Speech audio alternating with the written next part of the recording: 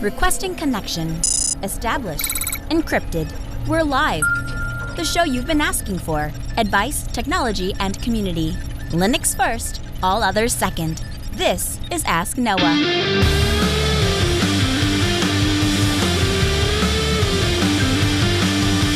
Live from Multispeed Technologies, the Ask Noah show starts right now. This is the show where we came to do all the things on Linux they said couldn't be done and take your questions on how to do the same. The phone lines are open this hour. To be a part of the program, it is a free call. 1-855-450-NOAH. It's 1-855-450-6624, or send an email to live@asknoahshow.com. My name is Noah Chalaya. I am your host. Delighted to be here with you as another episode of the Ask Noah Show kicks off this hour. Joining me is my co-host, Mr. Steve Ovens. Actually, my co-host, Steve Ovens, who has a new boss as of like 30 minutes ago. Welcome in, sir. Yeah. Surprise to some of us who don't really keep a pulse on what happens above us.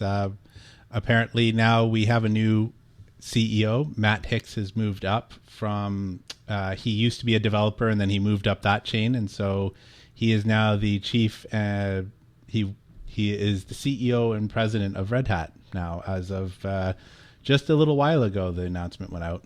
Okay. And so Paul Cormier, he was engineering? Yeah, he moved up from engineering. Well, his roots were in engineering. I'm not sure exactly where he came from right before moving into the CEO. Sure. So now we've got a full-blown developer that is running the company. Do I understand that right?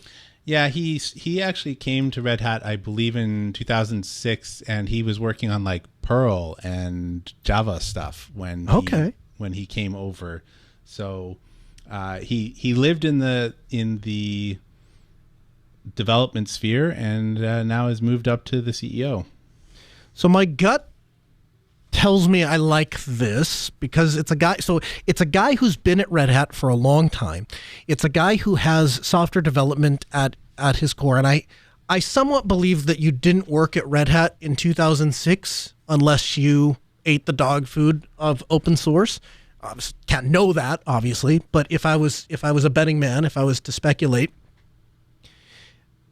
I think I like this. I mean, time will tell to see how all of this plays out, because this is the third CEO since really fourth if you count, third. Yeah, third since the IBM stuff. Yeah, well, yeah. I think it'll be interesting to see. I'm interested to see how Mr. Hicks handles things. Like I have never interacted with him. His sphere and my sphere in terms of like the departments are fairly far apart from each other. So while I was familiar with Paul beforehand, being like just because of engineering and stuff like that, I'm not familiar with Mr. Hicks. So we'll see how things go. All right. Well, I guess you heard it here first. Like you said, just a couple of minutes ago. This is like 30 minutes ago. This is a new thing, but excited to see where Red Hat goes with this. Hey, you know what? The number to join us, 855-450-NOAH. That's 855-450-6624. The email, live@asknoahshow.com. That's how you make your voice heard. Become a part of the program. Steve, you ready to get into some feedback? Absolutely. Our first feedback comes in from Wayne. Wayne writes in and says, "Hi, Noah and Steve. Thanks for all of your helpful episodes. I'd like to find a way of setting up a guest profile on Linux to where a user logs out of a computer and all, full caps, traces of that user existence are removed. I'm not really talking about a kiosk operation here. Kiosks seem to open a single window and allow the user to interact only with that. I need the user to be able to have complete access to all of the resources on the computer. That is to say, LibreOffice, Shotcut, VLC, etc. while they are logged in, but all this activity be completely wiped out on logout, even browsing history, etc. I've done quite a bit of digging on this, and I've been quite surprised that there are no easy solutions I could find. I look forward to any advice you have on this subject. Best wishes, Wayne." So, Steve, what would you do if I handed you a computer and said, I want to use this computer exactly as is, and when I reboot it, I basically want to start over from scratch? The first thing that came to mind for me was Tails, because it's amnesiac distribution, which means that it forgets everything about you. It might require a reboot. You could probably put a logout script that triggers whatever it does to clear things, which I believe because it runs in RAM, and therefore anything that is in RAM when it's being rebooted is completely gone because it's not being stored on the hard drive, which means that forensic utilities can't retrieve that just because of the way that my understanding of RAM is currently. So that would be the thing that I would think about. What about you? So I've hacked my way through this once or twice. You tell me where the problem with this is, okay? Because I admit that this is a hacky solution. So what we had done in the early days when we were doing kiosks at hotels was we essentially created a sterile copy of the home partition. And then on boot, the home partition is wiped and the sterile copy is then redeployed. And that, if they don't have pseudo privileges, so they couldn't really make modifications of the system outside of their home directory. And no matter what you did to the computer on reboot was gone because we wiped back over and started fresh. Maybe a slightly less hacky way, if I was to redo that today, what do you think of Squash FS? Yeah, Squash FS could work. It depends on how paranoid you are. I'm very tempted to think about like TempFS or some sort of RAM disk, right? Okay. Because depending on how extreme you want to be in terms of not being able to get at anything, like even when you have something that you can write to part of the time, what happens is there are artifacts that will be on the hard drive somewhere that you might be able to recover. Whereas if you're writing it directly into RAM, and you could do something where you have the RAM disk and Squash FS is loaded into RAM, there might be something to do there. Yeah, there's no such thing as truly erasing a file. Like that's something that human beings have kind of created the notion of. But the reality is you can write data and you can overwrite data. You can't really erase data. So anytime you're writing to the disk, that's what you're saying, right? It makes you nervous anytime we're writing something to the disk, even if we have a plan to overwrite it or quote unquote erase it. Exactly. So just for a brief introduction, what actually happens is when you write to a disk, there is an inode that is used to track where on the disk that file or the fragments of the file, depending on how big it is, exist. And when you delete a file, it doesn't actually delete the file. It removes the reference of the inode so that the active system can't easily go back and find that file. As far as it knows, the inode is free, and therefore the blocks that the inode is referencing are also free. However, if you took that out and ran it through any number of free open source software to do, Photorec, you would easily be able to recover these things. It may not be able to have the metadata, like the name of the file, but it would have the contents of the file. So, true story, 2 weeks ago, I published the American Sign Language video for our church. We put out a YouTube video and of the message being signed. So for people that have hearing disabilities, and we recorded the thing. There's no do-over, right? Because the signer's only there for one of the 3 services. So she does the thing. I take the memory card out and I place it into my computer, and it says unrecognized format, like it wants to initialize the memory card. Try it in a Windows machine, try it in Mac OS, same thing, all the way around. The memory card is totally non-readable. So one might think, oh, all the data's gone, there's nothing you can do. But the reality was, even after formatting the card, sticking it back in and running it through Photorec, it was able to pull all of the video files out, and as you so eloquently pointed out, they're just labeled 0165fdlz.mp4, but they're there. You just have to go looking. Yep. So it all depends on how paranoid you need to be, or how not even paranoid, how much security conscious you're interested in terms of wiping out information. Our second email comes in from Gary. Gary writes in and says, "Hi, Noah and Steve. I've been using Namecheap. They have a stellar plan for shared hosting to host a site. They're good, but the problem is they're often a bit slow, especially during the day. My site is very picture heavy, and my average photo is between 3 to 5 megs per image, with getting a few up to 6 or 7. And then he links to a site. The site is a Python 3 Flask site. And then he links to some stats. I just can't seem to get the caching higher. Here's the interesting part. I have the smallest Vultr, 1 CPU, 1 gigabyte of memory VM plus block storage that I have set up one time for testing, and it blows the doors off a Namecheap. I've twice pointed the DNS to Vultr, no CDN. It's fun self-hosting Vultr, but I have a day job.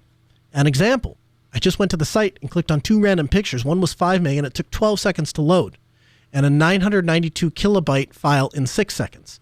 I was looking into HostGator, but they don't offer 2FA for their accounts. Can you make a recommendation for hosting? Don't mind spending a bit more for performance if it'll be good. I currently host about 8 email addresses with them, but I would be okay hosting email on one provider and a web host on another. Thank you, Gary. So, Dave, I'll start with you. Do you have any hosting providers that you're like, oh, this is the bee's knees? Nope, I have no suggestions for this one. So we've used HostGator in the past. They're good. It works really well. We have since moved to doing hosting ourselves. And I get what you're saying. I do. I get it when you say I have a day job, so I don't really want to be the system administrator and the troubleshooter and the developer and the web admin and all the things. I might suggest that you consider looking into doing a self-hosting thing with something like Hugo and see if you couldn't get your site up and running. One of the nice things about Hugo is it literally is applying a theme over content. And so you can write the content one time, and then you can change the theme as often as you like. Now, the advantage to running with Hugo is a couple things. So first of all, it can be deployed with Ansible, meaning you have a day job. So it would sound pretty good to you then to have a one-liner Ansible dash playbook TACI, your inventory file, the IP address with your of your web host, and then Hugo deploy, and then just wait, and a few seconds later, a Hugo site will appear with the theme that you've chosen. That would appeal to you. And in the unlikely event that you suffer a problem with it, as long as you are storing the content of your site or designing your site in some sort of, if you did it through GitLab or even local, I suppose, as long as you have another copy, you can redeploy the entire site in a matter of seconds. I guess depending on how many images you'd have, you potentially have to transfer those. The other upside, other than being able to do it with Ansible and automating the process, is you could potentially do it on any place that offers server hosting. So today you might use Vultr, tomorrow you might use OVH, the day after that you might use DigitalOcean, the day after that you might spin up your own server sitting inside of your house, and it won't matter because you've standardized on technology that is scalable. One of the problems with HostGator or Namecheap or any of the other ones is you're tied to that service. So the website works well as long as it's with them. Second, you want to move it anywhere else, you're kind of starting over from ground zero. So would I pay for HostGator if I was looking for hosting? Sure. Would I necessarily split out the email addresses into web hosting? Yeah, you can absolutely do that. Is there one great cheap web host that I'm aware of that you just have to use? No, I think HostGator is probably, or there's maybe HostSlinger, something like that, are the two that we've worked with and had really good luck with. But again, these days, I have a client meeting on Friday that we're going to talk about moving a client's website over, and it will all be done on Hugo. And that will be wherever the least expensive, proper performing VPS is that the client wants to go with. So that would be my suggestion to you. Move towards more standard technology, and I think you'll drastically open up your options. Our third email comes in from Heath. Heath writes in and says, "Hi, Noah and Steve. In episode 288, James asked about using his Windows-based CAD software in Linux. If he isn't married to that particular program, especially he said he uses it to draft his boiler-making projects, would he ever consider FreeCAD or LibreCAD? I use FreeCAD for my 3D printer projects, and it runs fine on my 3rd Gen i7 laptop with integrated graphics. According to the FreeCAD forums, it is possible to import AutoCAD DWG files if he needs to retrain previous projects. My kids, however, have learned Tinkercad through their school. This is a web-based alternative, and I believe it's possible to import DWGs there as well. Being online, however, it may be a turn-off as he's on a farm with sketchy internet. Finally, he could attempt to install Windows-based CAD under Wine. Hope this helps, Heath. So I'll tell you just my 30-second, my initial reaction to that is I don't know how well CAD is going to work under Wine, if only because I think they still do a lot of authentication with hardware tokens. And maybe they're moving away from that because I know they're going to a subscription thing, so maybe that's all changed now. But last time I looked, they were still using hardware tokens, and I question if Wine might not have some problems with that. But if that helps, then I'm sure James will be very thankful. Our fourth email comes in from Ian. Ian writes in and says, I'm wondering if Steve could share some details about his solar setup and how he's getting the information into Home Assistant. Many of the higher-end solar equipment managers seem to not have public APIs for phishing data or something like MQTT monitoring, and the low-end ones are pretty cryptic and poorly documented. So, Steve, how are you getting metrics from your solar? And I'm going to add to that, how are you liking your solar? Well, I'll start backwards. I really like our solar stuff. I like the Enphase stuff. I'd done quite a bit of research beforehand, and I looked at the various options that were available. And honestly, I picked Enphase because their controller has a local API.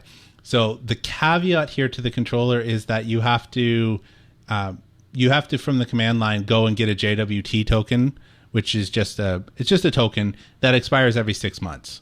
So it's not truly offline. You do need to have some connectivity once in a while to do that. So the controller needs to, the controller itself doesn't need to be online, but you need to go and retrieve the token. So that was part of the big driver, although that's only on the newest thing. So the old one didn't require any kind of API. They just had a local a JWT. They just had a local username and password. So because my install is so new and I have like the newer components for the microinverters and stuff like that, they have moved to either a JWT token or you can log in with your Enphase account, which I don't particularly like, but you can still do it so that you have local access and it proxies the authentication. How I get that into Home Assistant. There's a couple of ways you can do that. Once you have the JWT token, you can, bang on the local API as long as you like. There is a hacks integration for the newer version of Enphase stuff. If you're fortunate enough to have the older version of the firmware, there is an official integration in Home Assistant for Enphase that because it had the local username and password. So as of yet, the official integration does not support the JWT token. I believe that's coming. So in the meantime, there's this hacks, which was a fork of that one. And yeah, it just goes out and gets a 6 months JWT token. And that's basically all there is to it.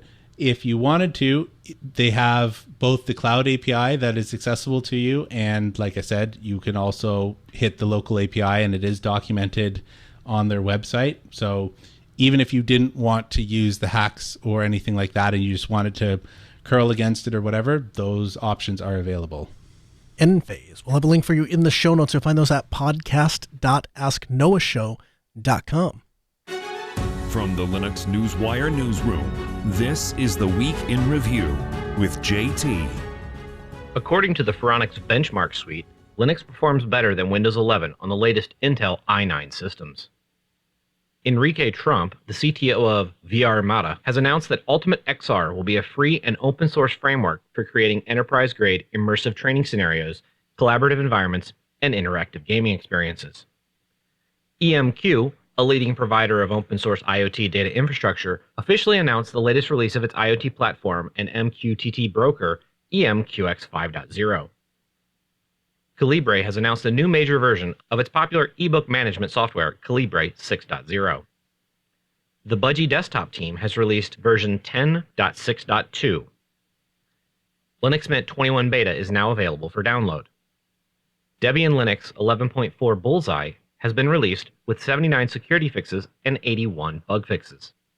Kali Linux, the popular open source Linux distribution specializing in penetration testing and ethical hacking, can now be used by Linode customers. In other security-related news, Paladin Cloud launches its open source security as a cloud platform. A researcher finds an Android zero-day vulnerability allowing the attacker to gain arbitrary read and write access, root privilege, and the authority to disable SE Linux. The researcher has stated that the standard Linux kernel is affected as well.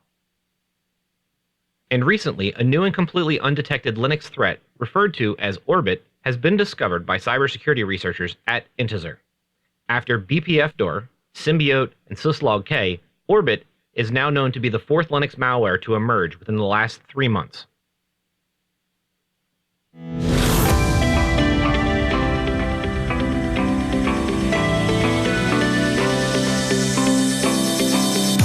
Joining me on the program is Philippe Humeau, the co-founder and CEO of CrowdSec, and a guest this hour on the Ask Noah show. You can learn more at crowdsec.net. Philippe, welcome to the program. Thanks for taking the time to be here. So I'll get right into it, Philippe.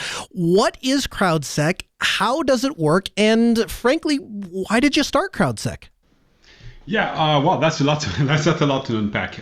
So CrowdSec is basically a network of users that protect themselves, and while doing so with this open source project, this open source product, they create a global network and share the threats they face together to block the IP from further being aggressive. So let me explain this a bit more. You have an IDS, an intrusion detection system. It's detecting in your logs if anything is going wrong. And if so, it takes the IP address and blocks it. But moreover, it's sharing this IP address with all other users in the network in real time so that every other user is protected as well before it even reaches their servers. So when you say it's sharing the IP address with other networks, are you talking about other machines within one network or any machine that is running CrowdSec? Yeah, accurate. Any machine running CrowdSec will then receive the signals that this IP address is nefarious and dangerous. Actually, the way it works is that we receive a lot of inputs, something like 1 million, 2 million signals per day. Okay, so signals are violations of whatever sorts. It could be like someone trying to guess your password. It could be like someone scanning your website or scanning ports or doing credential stuffing, credit card stuffing, credential brute force, port scan, ransomware letter remove, whatever. Okay, so any of this is an insight. Any of this is a signal. We curate those signals in CrowdSec, and we apply some kind of pressure on the IP address that is behind them. So if enough people in a network are seeing the same IP address, having the same behavior, then this IP address gets a reputation of doing this kind of behavior. And as long as it has this reputation, it's real time, obviously, well, it's blocked in all the CrowdSec network. And the day it's cleaned by its legitimate owner, the pressure is released and the IP address is clean and can do its life again. So this is very interesting. You've essentially taken a security model and you've wrapped it inside of the community. We talk about the power of the community all the time in the way of sharing information, sharing code, sharing troubleshooting. Now you've created a way to share security information to secure networks through crowdsourcing. I mean, that's really fantastic. Yeah, it's a different angle, and yet it's something we already all know. I mean, if you think about it, we've been inspired like in a great way by Waze. Those guys are geniuses, honestly. And when they described their product, when they started their product, nobody would really understand the point of like sharing all together. But all of a sudden it became obvious because cabs were using it, right? And when your cab is using it to gain time, they gain money. If they gain money, it means it's efficient. So there's something to it. So you try it and you're like, wow. How could I drive on the road without the insights of the others, without the insights of the network? And it's exact same thing for the cybersecurity. The thing is, there are probably, say, X cyber criminal at large on the network, but we are 10,000 X people willing to use the internet of a proper way. Except we all defend ourselves as individual. And we thought to ourselves with my team, like, let's be 10,000 X versus 1. Instead of being like 1 versus 10,000 X, because the bad guys, they do team together. And we were not up to now. So this is what we are trying to change here. We are trying to let the good guys team together. Somebody has obviously pushed back on this. Somebody has obviously said, Philippe, this is not a realistic way to go about security. If you want to go about security, you hire a security team and you do research and then you publish out. And you've essentially said, turn this over to the community, let them report what is happening on their network, and other people will benefit from that. Can you talk a little bit about the reasons and benefits behind the concept of relying on crowd data or crowd data for the reports? Yeah, absolutely. So there's one thing we need to settle down right now in the discussion is that we attack the IP address because this is in scarcity. This is a resource that is scarce to the cyber criminals, as opposed to, for example, domain names. You can book as many different domain names as you want. You can create them on the fly. So there are actually basically an unlimited number of domain names you can book, right? So if you fight against domain names, you're always one step behind. Same, if you fight against signature, like what we call hashes of malware, you just have to change one byte in the malware and the whole signature is different. So what we know for sure is that behavior is an extremely strong system for detection, and IP address is an extremely scarce resource for the hacking community, for the cyber criminal community. So we thought, okay, let's apply those two systems, let's confront those two systems together.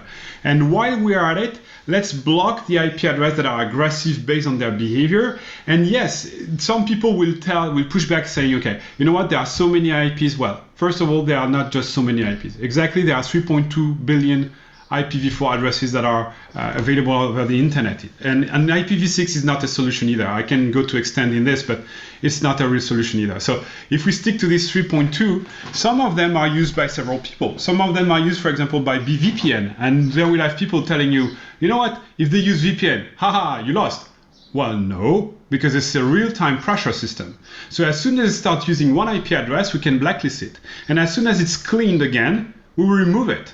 So meaning it was true in the old world where people were sourcing or researching by themselves, and it was a slow process and people were updating their block list once every month or something like this. Now, CrowdSec block list is so dynamic with tens of thousands of machines that this block list is literally real time.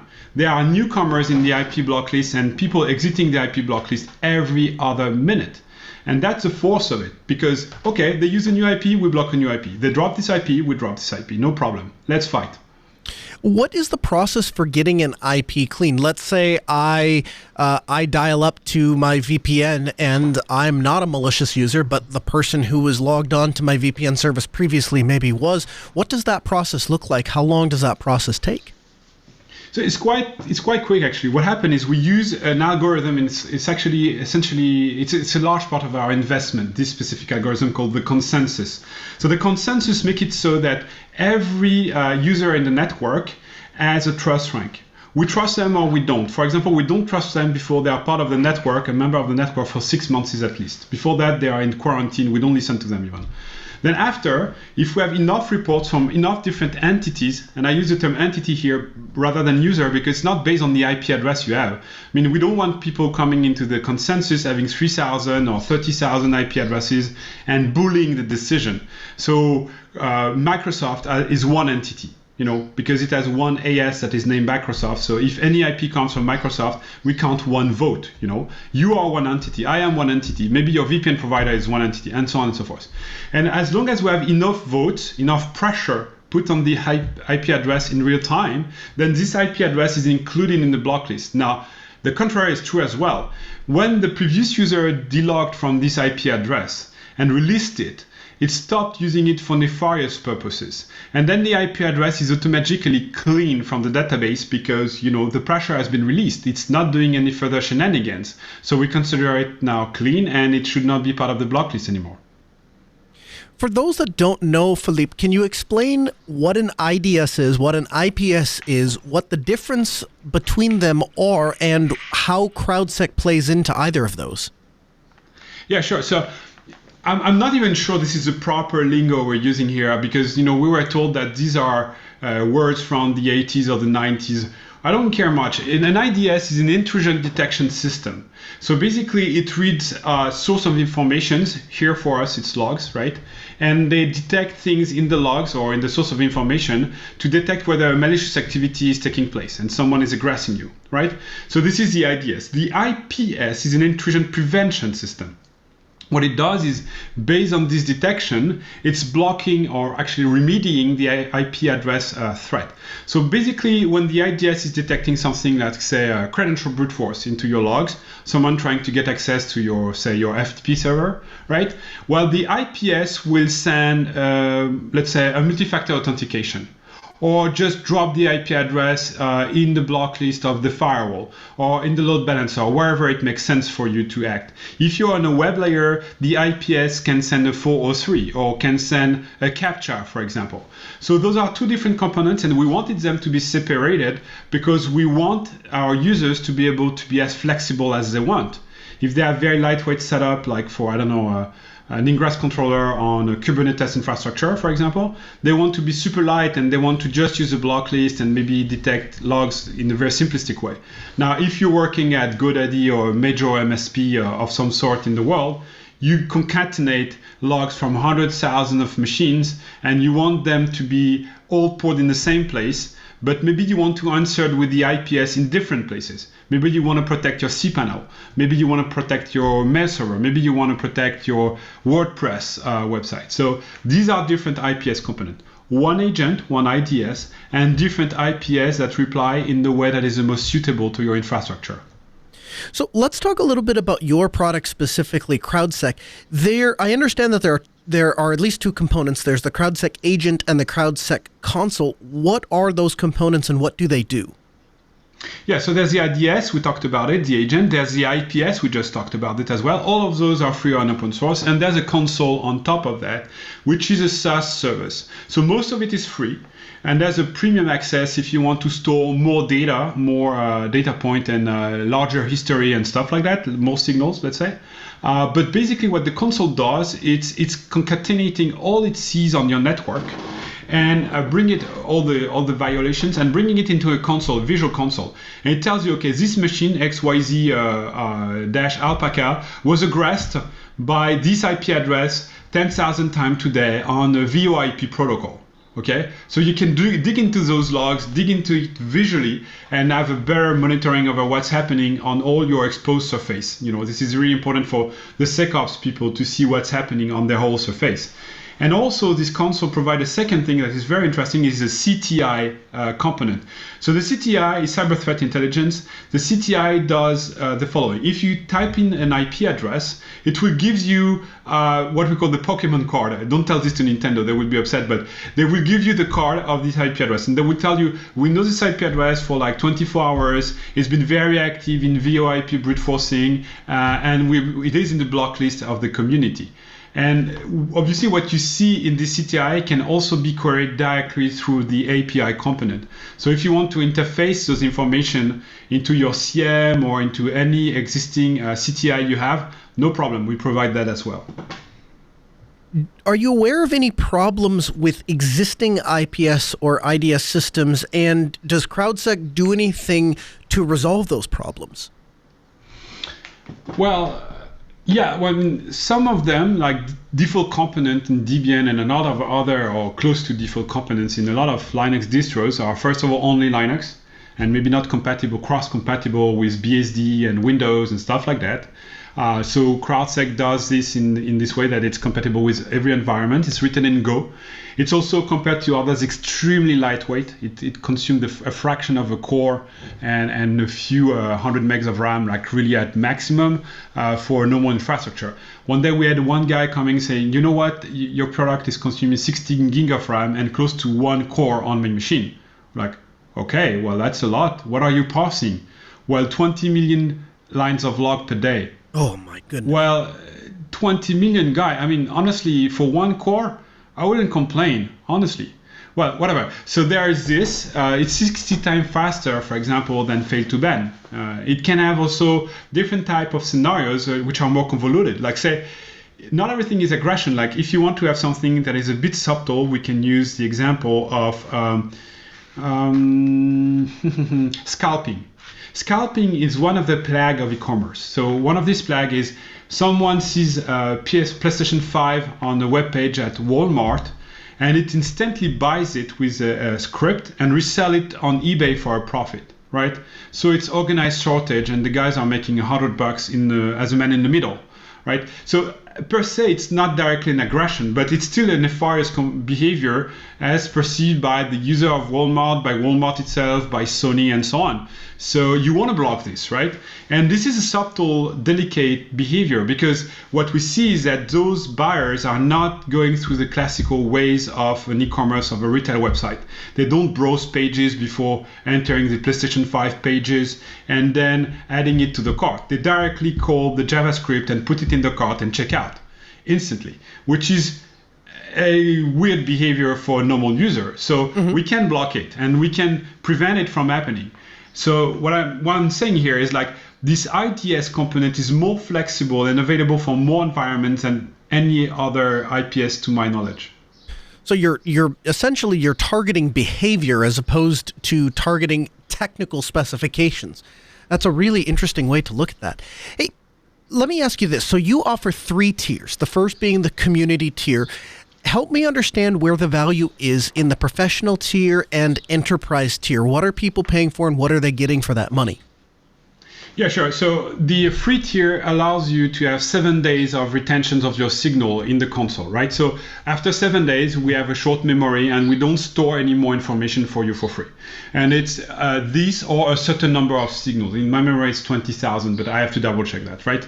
If you are above this, we consider you not a personal user, or you're not the next door hospital or whatever. You're a larger company and you can pay for that. And we are okay to provide you with more storage, more data retention. But then, it's fair that you pay a little price for that. It sounds just normal. And the enterprise tier is even higher. Like you have more features than in any other plans, obviously, and they're all variable because there's nothing like a one size fit all on the market. Honestly, some people want SSO, corporate SSO. Some of them want multi-tenancy. Some of them want group users or white label console. Some of them want extra lists. For example, we provide extra lists either from our own pool. It can be, for example, residential proxies or VPN exit nodes or Tor exit nodes or all IPs from China, whatever. And you can put this in your IPS mix. Maybe you don't want any IP coming from a Tor exit node. No problem. Well, in the professional and enterprise plan, you can subscribe to 3 lists and unlimited number of different lists in enterprise. You have support, obviously. You have also self-monitoring. Maybe you want to know when your IP address starts to be seen by our network, because it means something is fishy here. Maybe you've been compromised. The enterprise also gets some zero infrastructure system, meaning they don't have anything to deploy locally. We deploy everything for them in the cloud, and they just have to connect, which is very convenient for them.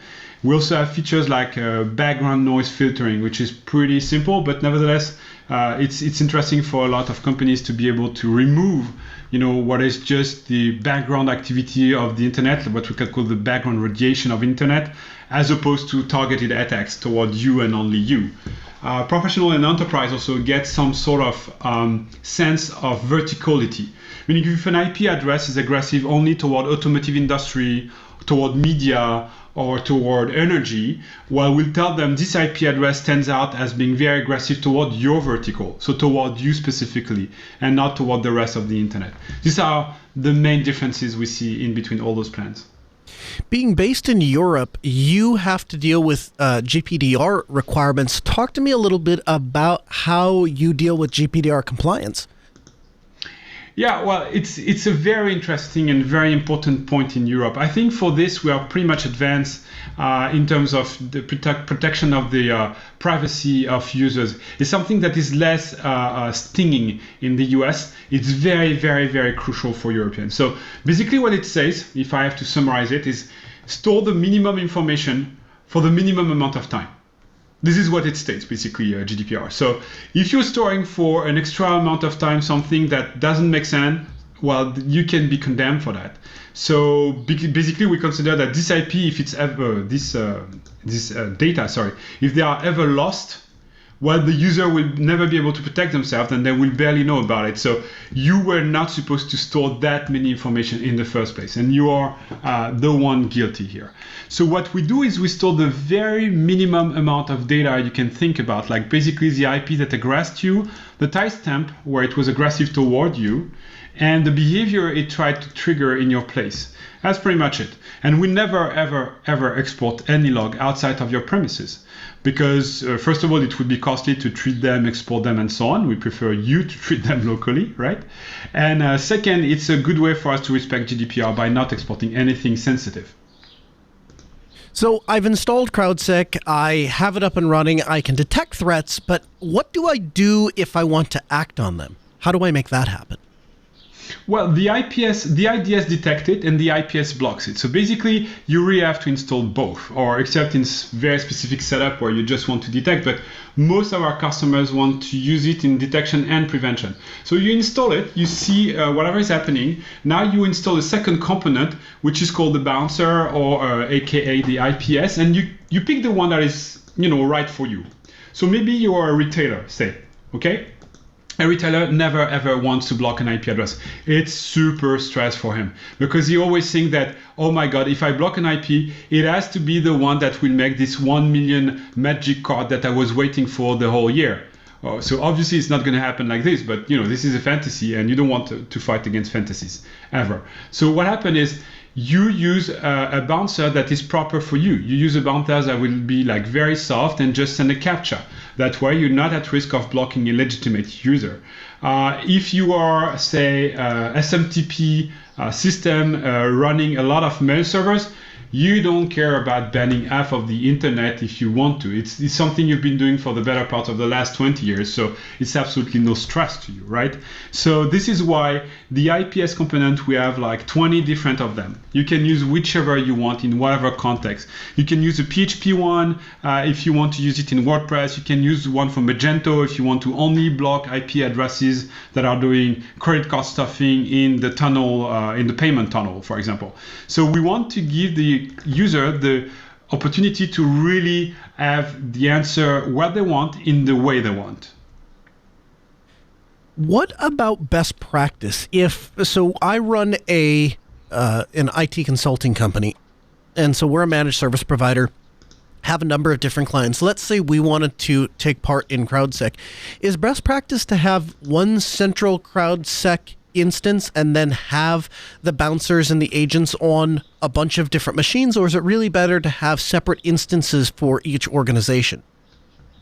Well, we've been in those shoes before, because my team and I, we come from this background of MSP, MSSP. We did also a lot of pen testing for 2 decades. So what we found out is like there's no one size fits all on the market. I mean, the product are willing to make you fit in one or the other direction. The reality of it is sometimes you have containers and you want to protect containers. Sometimes you have large machines or legacy you cannot possibly migrate like one day to another.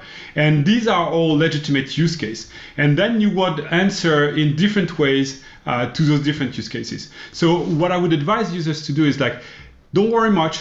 CrowdSec is super lightweight. So if you want to use them on a small machine, it's doable. If you want to use them on a huge lockpit, it's doable.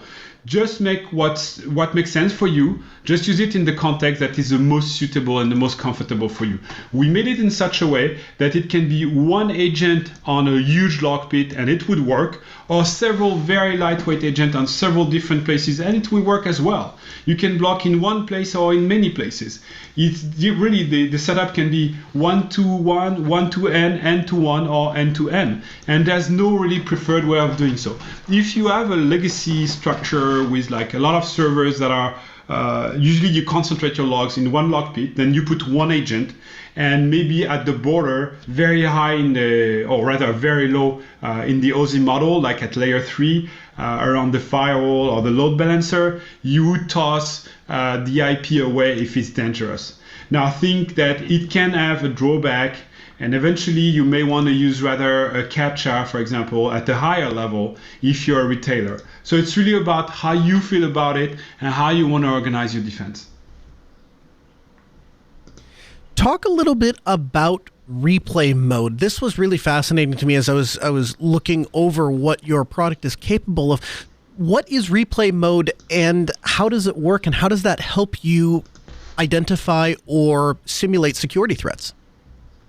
Yeah, so the replay mode has there's two things in it. So the first thing, we want it to be able to help forensic teams to identify whether a system was compromised by IP address we already know in the CrowdSec community. So basically, you take your logs, you inject logs from the past, say from Nginx, from Apache, from your firewall, whatever, and it will parse the logs and say, oh, I know this IP address. And back then, in the days when this log was captured, we know that this IP address was dangerous and nefarious and controlled by a cyber criminal. So maybe this IP address was the one that compromised you further into your infrastructure. So this is really the thinking of a pen testing team or a forensic team rather. The other thing we devised this function for is to help you fine-tune your system. So basically, you prepare your scenarios. You say, I'm installing like 20 different scenarios that I want CrowdSec to deal with. Now, I want to be sure that none of them will ever report a false positive, right? So you replay your logs from the past and you see if CrowdSec would have reacted on anything. And if it did, it would have blocked potentially something that is legitimate, or on the other side is the fine-tuning you did is too soft and you want to strengthen it until the values are perfectly fine-tuned to your liking and to your protection system. So that's why reinjecting logs from the past is very useful, either for fine-tuning or for forensic reasons. If I wanted to integrate CrowdSec with a firewall, I see that there is an integration for Opensense and Fortinet. Any plans to integrate with Pfsense? Oh, wow, that's a huge demand. Like, honestly, it's what we call popular demand, right, at that stage. So yes. It's on the roadmap. It's coming very, very soon. Since CrowdSec is already available for PF as such, because Opensense rely on PF, on BSD, right? Mm-hmm. Underlying Pfsense is the same thing. We had a little slowdown in this because we support more Opensense because the licensing is closer to our thinking. Pfsense changed its licensing lately, and we didn't know where it would go. It seems it's okay, so we are resuming our work on Pfsense, so the community can be reassured. We will be releasing CrowdSec bounce up of Pfsense. It's totally doable already to use CrowdSec with Pfsense without much trouble. It's just you don't have the fancy interface. And also for all the other firewalls or others, I don't know, WAF, like Imperva or Cisco ASA or whatever, it's super easy to integrate a third-party source in those appliances. They are pretty smart. They let you pull a list from a URL, and based on that, integrate those IP address in a block list that will be directly dealt with by your firewall. So basically, the only thing you have to do if you have such kind of firewall is to subscribe your firewall to the block list of CrowdSec. Philippe, there is somebody out there listening to this and they're thinking to themselves, this sounds amazing. I want to get started with CrowdSec. I want to give this a shot at my home or in my business, or I just want to play with it in my home lab. What is the best resource for somebody to take the next steps? Well, definitely doc.crowdsec.net. It's explaining you how to install it. It's very straightforward. Specifically, if you have a Linux or BSD environment, it's mainly like a one-liner to install CrowdSec. And the documentation is very, very detailed, yet very simple. So basically, you should be up and running in like a matter of minutes, really. If you have a complicated setup, we would advise you to make it like in a sandbox somewhere on a few machines, or integrate it directly into your terraforming components so that you can deploy it as a standard into your networks. Here again, the documentation will tell you how to do that. So the best resources would be doc.crowdsec.net. Philippe Humeau, co-founder and CEO of CrowdSec. Thank you, sir, for taking the time to join us on the Ask Noah show. We appreciate having you. You can learn more at crowdsec.net. Philippe, it's been a pleasure having you. We'll get you back on the program real soon. Likewise, Noah. See you soon. Yeah, we'll see you. Hey, so I've started playing with it a little bit and trying to get my head wrapped around all of what CrowdSec can do. I got to tell you, I went into it with, I guess, a little bit skeptical. And the more I play with it, the more I'm like, man, it's kind of a shame that we don't do all security this way, because we can ask everybody how you're doing it and get real-time feedback from the community as this is where the threats are. This is what's working. One thing, we didn't talk about it in the interview, but one of the cool things that CrowdSec can do is not only does it block traffic coming into your network, but if you have a compromised device on the inside of your network, it will also detect it trying to reach out to problematic IPs or problematic servers and block that. So just a really fantastic product. Steve, do you deal much with IDS or IPS in your day job? Do you come across it, and do you have anybody that you think would benefit from CrowdSec? Is that something that, you could get behind? Usually we don't make too many recommendations to the SecOps teams, just because they probably already have a corporate solution for requirements that they already are having, because we're already talking about financial institutions or governments or Fortune 500 companies, and by the time that you get to that size, a bunch of stuff is already really established in there, and honestly, they don't necessarily come to Red Hat for recommendations on security products. Sure. Because we don't really, aside from stuff specific to ourselves, like we have ACS, which is a security tool for OpenShift and Kubernetes. But aside from some specialized stuff like that, we don't really get into the security game either. I suppose to a certain degree, offering unsolicited security advice is kind of like, asking for a lawsuit, right? Like, hey, here's the thing you didn't ask for, but let me tell you about a security project. And then when it doesn't work out, well, that guy from, I can see how that would work. Yeah, I would think that there would be some indemnity there, because you have to do some level of due diligence on your own, or at least you should. But at the same point, I'm an OpenShift and a container architect, and so I'm not really in a position to advise other than, hey, I've heard of this thing, you may want to look into it. Well, it's very cool. Do you have any consideration of playing with CrowdSec at your home? I haven't really. I mean, honestly, I don't view myself as a very big target, to be honest. Like YouTube videos and Minecraft is not the security honeypot that Philippe was talking about, is what you're saying? Yeah, pretty much. I mean, there's only so much time in the day for things that I'm interested in trying to pursue. So working outside of my core competency is a bit of a stretch. Yeah, and you've touched on that before a little bit. If it doesn't benefit you at work, it's kind of hard to make the investment. So anyway, huge thanks to Philippe for coming on the program. Absolutely fantastic product. If you're looking for IDS, IPS. I do want to draw some attention to an interview that we did with Matt Hicks back in 2019. So Matt was kind enough to come on Ask Noah, and we interviewed him. And the video version of that is available on our Mind Drip Media YouTube page. So we'll have a link for you in the show notes. You'll find those at podcast.asknoahshow.com. Back then, he was the Senior Vice President of Engineering at Red Hat, and was he basically sat down to tell us how awesome Red Hat was. So when I think about what the new CEO position might look like, or who might fit well in those shoes, and where will benefit the community and Linux at large, and I hear that Matt Hicks is the guy, my inclination is to say, this is good. This is very, very, very good. And of course, time will tell, but a huge congratulations to Matt on the promotion. It's exciting to see where Red Hat will go with him at the helm. And the music in our ears, it means we're out of time, but don't worry. You can catch the entire backlog of the Ask Noah Show, plus all of the articles and references we used to make the show. They're available for you at podcast.asknoahshow.com. While you're there, follow us on Twitter. You can follow me at Colonel Linux, him at Linux Ovens, and the show at Ask Noah Show. We record every Tuesday at 6 p.m. Central.